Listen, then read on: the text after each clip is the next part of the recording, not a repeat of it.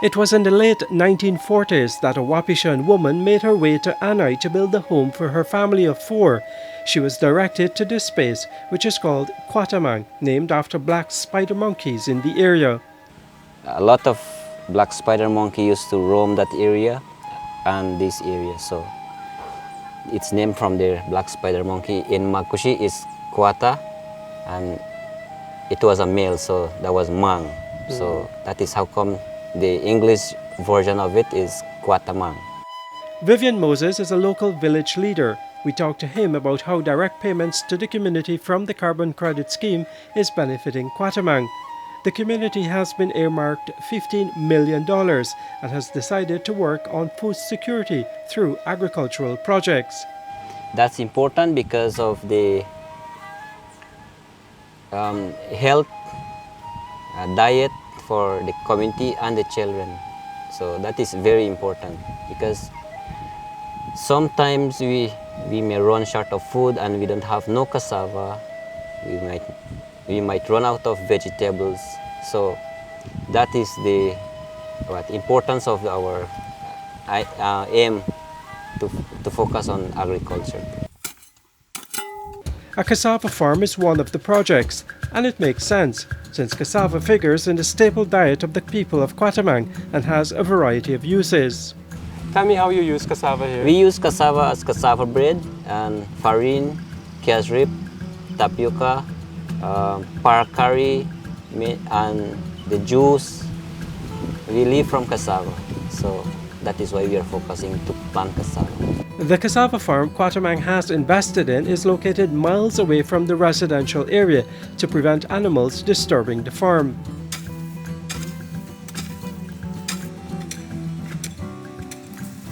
A portion of land was cleared for the farm, and young people from the area have found employment. Well, firstly, we searched for a land, and then this is the place what we found. First, we cut down the farm. We clear up the farm, and then we burn the farm, and then now you have been seeing the workers are working and planting cassava, and hopefully rain could fall to so the cassava to grow healthy.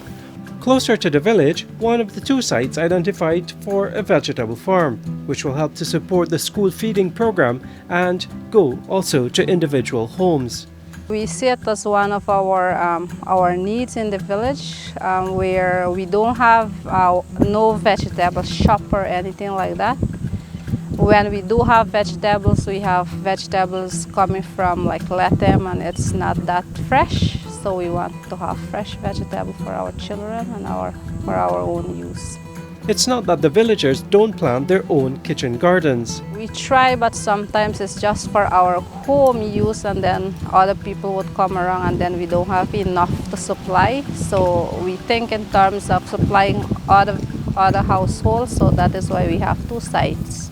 With other funding, the village plans to expand the community's cattle rearing project, both as a means of ensuring adequate supplies of beef for the village, but also to sell to nearby villagers. We want to purchase more cattle because beef around here is demanding, especially for riverine areas where they only do fish, but they also need to do beef. We have already supplied them few times with beef. So Supplied whom? Supply Riwa, Apothecary and Crashwater. They normally come here because it's close by. So sometimes we run short of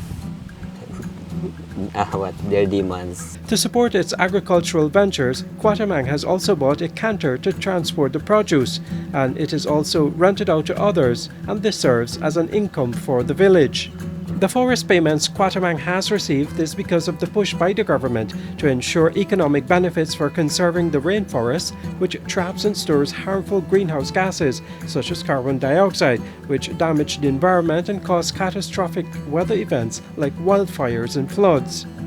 The rich countries that are polluting the atmosphere, they want our country, Guyana, to keep our forest standing to let's say, take down the carbon that is being emitted So Guyana has the potential of forests to take down all the carbon, not all, but some at least to help the world.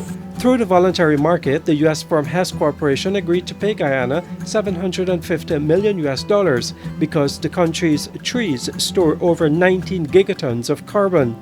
Indigenous communities like Kwatamang are receiving 15% of all earnings, and they get the funds regardless of their size and location. Reporting for the newsroom, I'm Neil Marks.